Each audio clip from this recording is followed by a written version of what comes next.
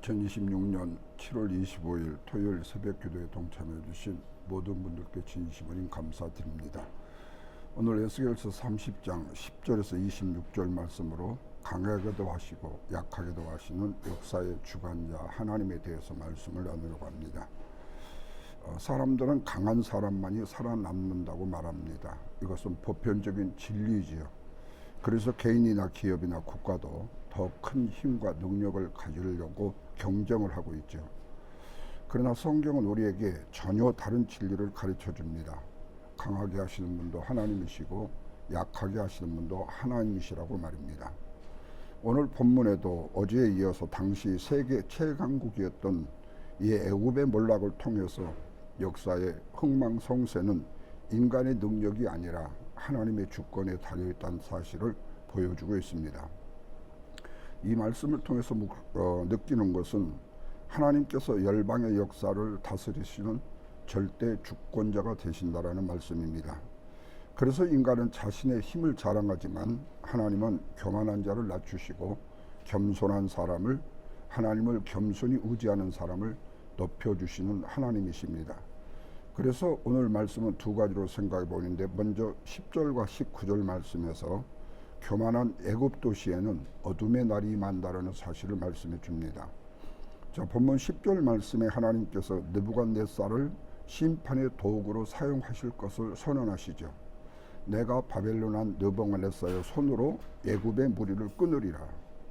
하나님은 역사를 움직이시는 도구를 사용하시는데, 여기서 이 바벨론은 자신들의 군사력으로 승리한다고 생각을 했을 것입니다.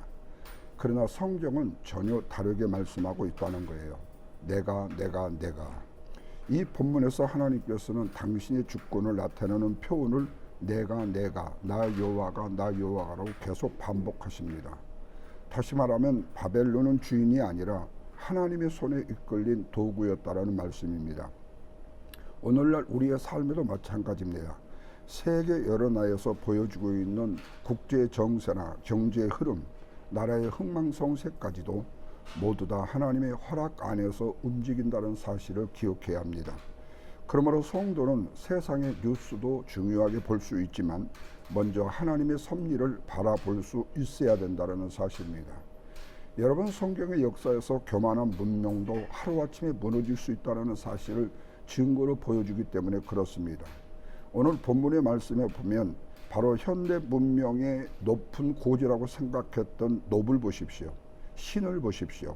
노브라를 보시고 멤피스요. 그리고 부브베섯을 보십시오. 디바네스를 보십시오. 애국의 대표적인 도시들이 차례로 등장하는데, 이 도시들은 세상적인 군사력과 경제력과 우상 숭배의 중심지였습니다. 그런데 그들을 향하여 하나님이 뭐라고 말씀하십니까? 내가 불을 애굽에 내리리라. 사람들은 성벽을 믿었습니다. 무기를 믿었습니다. 경제력을 믿었습니다. 자기의 군사력을 믿었지요. 그러나 하나님이 심판을 하시다 어느 도시도 피할 길이 없었다라는 말씀입니다. 여러분, 오늘날도 우리가 하나님보다도 더 의지하는 것이 있다면 그것이 우리의 우상이 될 수 있다라는 말씀의 교훈입니다. 그렇다면 하나님의 심판의 목적도 뭐죠? 거듭거듭 100번도 더 말씀을 드렸듯이 하나님이 하나님 되심을 알게 하는 것이다. 이것이 이스라엘 백성들 뿐만 아니라 이방 열방에도 하나님의 하나님 되심을 알게 하는 것이죠. 그리고 본문 19절 말씀에 그들이 내가 여호와인 줄 알리라 그랬어요. 여러분, 에스겔서를 통해서 반복되는 핵심 문장입니다. 다시 말하면 이방을 심판하는 목적도 이스라엘을 다시 회복하는 목적도 모두 다 내가 하나님 여호와임을 알게 함이라. 그렇다고 우리 하나님이 심판을 자체를 기뻐하시냐? 그렇지 않습니다. 다만 하나님이 악의 무리들의 심판을 통해서 하나님께 그들이 돌아오기를 기다린다는 말씀입니다. 그러므로 하나님의 징계는 바로 버리심의 표시가 아니라는 말씀을 드렸죠. 돌이키라는 하나님의 사랑의 외침이다. 그런데 저와 여러분의 삶에도 연난이 찾아올 때가 있습니다. 우리가 먼저 생각할 것은 왜 나에게 이런 일이 일어났는가? 그러나 왜 나만 고통을 당하느냐? 아니에요. 시련도 역경도 나만 당하는 것이 아니라 다른 사람도 다닐 수가 있습니다. 그러니까 왜 나에게 이런 일이 일어났는가를 먼저 하나님 앞에 따지기보다는 하나님께서 이 일을 통해서 나에게 무엇을 말씀하고 계신가를 먼저 물어야 된다는 말씀입니다. 제가 여행기 칼렙에서 썼듯이 우리가 2박 3일의 여정은 우리에게 정말로 소중한 기회였습니다. 그런데 가는 곳곳마다 모두가 다 비로 아니면은 안개로 가득 접혀서 우리가 볼 수 있는 비유는 정말 없었습니다. 그럼에도 불구하고 저희들이 이 여행을 통해서 깨달았던 것은 그거예요. 이런 우중에도 역사하시는 하나님의 그 놀라우신 역사를 우리는 내 내면의 세계를 통해서 볼 수 있었다는 사실이죠. 그렇다면 저와 여러분의 인생의 삶에서 우연이라는 것은 있을 수 없다는 거예요. 우리의 일거수일투족의 움직임 자체가 하나님의 주권적인 역사에 따라서 움직이고 있다는 사실입니다. 이 사실을 인정하는 것이 우리의 인생의 가장 큰 복이고 가장 큰 인생의 축복임을 깨닫게 되는 하나의 놀라운 교훈이 아닐 수가 없습니다. 두 번째로 20절과 26절에서 하나님은 애굽의 팔을 꺾으시고 바벨론의 팔을 강하게 하신다 그랬어요. 어제도 말씀을 드렸죠. 왜 바벨론 느부갓네살람이 하나님의 사랑을 받아야 됩니까? 왜 하나님의 도구로 쓰임 받아야 됩니까? 왜 그 느부갓네살람의 악함도 하나님은 인정을 해야 됩니까? 정말 먼저가 뭐죠? 이스라엘을 괴롭히는 이스라엘이 의지하는 애굽을 꺾겠다는 말씀이에요.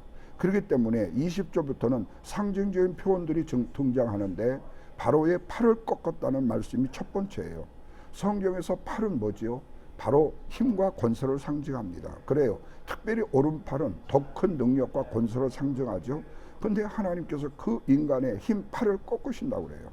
자, 그리고 21절 말씀에 보면 내가 애굽 왕 바로의 팔을 꺾었더니 그래요. 애굽은 여전히 자신들이 강하다고 생각했죠. 능력 있다고 생각했습니다. 군사력, 경제력, 그리고 자기들의 힘만 가지면 모든 것을 다 할 수 있다고 했어요. 근데 하나님은 이미 그들의 힘을 부러뜨렸다는 말씀이에요. 부러뜨렸다는 말씀이에요. 여러분, 세상은 외형만 보고 강함을 판단합니다. 덩치가 큰 사람이 힘이 있을 것 같지요. 그러나 그에게도 약점이 있습니다. 빼빼한 사람이 힘이 없을 것 같지요. 그에게도 강함이 있습니다. 하나님께서는 우리의 육적인 모습만 보시는 것이 아니라 영적인 실상을 보신다는 거예요. 그러니까 사람이 아무리 강하게 보인다 할지라도 하나님이 함께하지 않으면 참된 강함이 될 수가 없다는 말씀이 되죠. 그래서 하나님께서는 필요하시다면 내 팔만이 아니라 다른 사람의 팔까지도 강하게 하심으로 함께 합하여 사용하신다는 거죠. 본문 24절 말씀에 보면 내가 바벨론 왕의 팔은 강하게 하시고 그러죠. 애굽의 팔은 약하게 하고 바벨론 왕의 팔은 강하게 하신다. 그렇다면 참된 능력이라는 것은 사람에게서 나오는 것이 아니고 하나님께서 나온다는 사실을 알게 되는 거죠. 하나님이 주시면 강해지고 거두시면 약해지는 겁니다. 여러분, 다윗이 골리앗을 이긴 것을 보십시오. 기드온이 300용사가 승리한 것을 보십시오. 시스기야가 아수르를 이긴 것을 보십시오. 모두 다 누구에게 있었어요? 하나님의 능력과 권세에 있었다는 말씀입니다. 그렇다면 저와 여러분이 주신 복이라는 것도 직분도라는 것, 건강도, 재능도, 우리 목회자가 목회하는 열매도 모두 다 하나님께서 맡겨주신 선물이라는 사실을 잊어서는 안 된다는 거예요. 그러므로 내 힘, 내 능력, 내 권력으로 이 일을 이루었다고 자랑할 것이 아니라 먼저 하나님 앞에 뭐지요? 땡큐 가드, 하나님 감사합니다를 우선해야 되죠. 하나님의 손에 붙들린 사람만이 진정한 강한 사람이 되어지기 때문에 그렇습니다. 그러면서 24절과 26절에서는 하나님께서 바벨론 왕의 손에 칼을 주신다고 말씀합니다. 결국 승패는 무기의 숫자가 아니라는 거죠.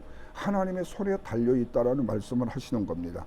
그러니까 무엇보다도 성도의 진짜 힘은 내 자신의 능력과 권세가 아니라, 경제력이 아니라, 내 자신의 재능과 지혜가 아니라 하나님의 붙드심이다. 그래서 바울도 고린도후서 12장 10절에서 내가 약할 그때의 강함이 되시다 그랬어요. 약할 때 강함 되시는 하나님을 찬양했죠.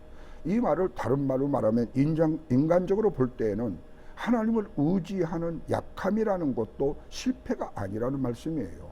오히려 하나님의 능력과 권세가 머무를 수 있는 하나의 포지션, 위치, 자리가 된다는 말씀입니다. 사랑하는 성도 여러분, 이제 말씀을 맺습니다. 오늘 말씀은 우리에게 세 가지의 믿음의 큰 교훈을 주고 있습니다. 하나는 하나님의 역사는 절대의 주권자이라는 사실, 하나님의 주권을 절대로 우리가 꺾을 수 없다는 사실, 강대국도 하나님의 손안에 있고 하나님은 당신의 뜻을 이루기 위해서 열방의 여러 나라라도 강대국이라도 약소국이라도 사용을 하신다는 사실입니다. 두 번째로는 교만한 힘은 반드시 무너진다는 겁니다. 애굽의 강한 팔도 하나님 앞에서는 꺾여지고 맙니다. 그렇다면 저와 여러분이 갖고 있는 능력도 자랑하기보다는 하나님을 의지해야 된다는 말씀이 되는 것이죠. 세 번째로 하나님께 붙들린 사람이 가장 강한 사람이라는 말씀이죠. 하나님께서는 어떤 사람은 강하게도 하시고 어떤 사람은 낮추기도 하십니다. 그러나 하나님의 목적은 언제든지 당신의 영광을 첫 번째로 나타내시고 당신의 백성을 살리시는 데 있다는 사실입니다. 그러므로 우리는 세상의 힘을 부러워하지 말고 하나님의 손에 붙들린 사람을 부러워해야 된다는 사실입니다. 왜? 그 사람이 가장 힘이 있는 사람이고 힘을 나타낼 수 있는 사람이고 그 사람이 바로 우리가 되어줄 수 있어야 되기 때문에 저와 여러분이 하나님의 손에 붙들 수 있는 사람이 되기를 바랍니다. 하나님께 붙들린 한 사람이 세상의 강한 군대보다도 더 큰 능력을 나타낼 수 있기 때문에 그렇습니다. 바라기는 오늘 하루도 우리의 힘이 아니라 하나님의 능력을 의지하며 살아가는 믿음의 성도들 되시기를 주님의 이름으로 축원을 드립니다. 기도하겠습니다. 역사의 주관자가 되시는 하나님 아버지, 오늘 또 예수께서 말씀을 통해서 우리를 강하게 하시고 약하게 하시는 분이 오직 하나님 한 분이심을 깨닫으니 감사합니다.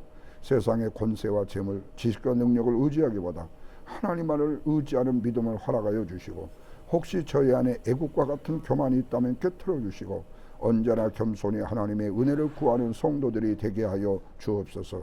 저희의 힘이 약해질 때 낙심하지 말게 하시고 오히려 그 약함 속에서 하나님의 능력이 더욱더 온전하게 나타남을 경험하게 하여 주시옵소서. 하나님께 붙들린 사람, 하나님께 쓰임받는 교회, 하나님께 영광을 돌리는 삶이 되게 해주시고 모든 일에 여호와께서 하셨다라는 우리의 입술의 고백이 끊어지지 않게 하여 주옵소서. 특별히 평중에 있는 성도들 주께서 어루만져 주시고 또한 치유하여 주시고 강한 능력을 발하여 주시고 여러 가지 안고 있는 문제를 주님께서 해결해 주시고 주님 붙드는 주의 오른팔의 능력이 하나님의 권능 안에서 그들의 삶 속에 일어나도록 역사해 주옵소서. 특별히 아버지 하나님 오늘 사랑하는 탐방 동아리 이제 먼 여행길로 오게 됩니다. 저희들이 낮 시간에 다시 조우하게 되는데 그들도 안전한 여행길 되도록 도와주시고 저희들의 여행길도 우리 하나님이 온전히 지켜 보호하여 주옵소서. 오늘 한날도 우리 주님 믿고 의지하는 믿음의 날 되게 하시고 특별히 내일 거룩한 주일 하나님 앞에 신령과 진정을 예배하며 주님을 경외할 때 말씀을 전하는 주의 종을 붙잡아 주시고 강한 능력팔로 인도하여 주셔서 은혜의 아름다운 영적인 예배가 되어지도록 도와주시고 예배의 모든 성공자들이 되도록 사랑하는 성도들을 붙잡아 인도하여 주옵소서. 흩어졌던 성도들 한 자리에 모여 예배할 때 하나님 그 예배가 살아있는 능력의 예배가 되게 하여 주옵소서. 예수님의 거룩하신 이름으로 기도하옵나이다. 아멘.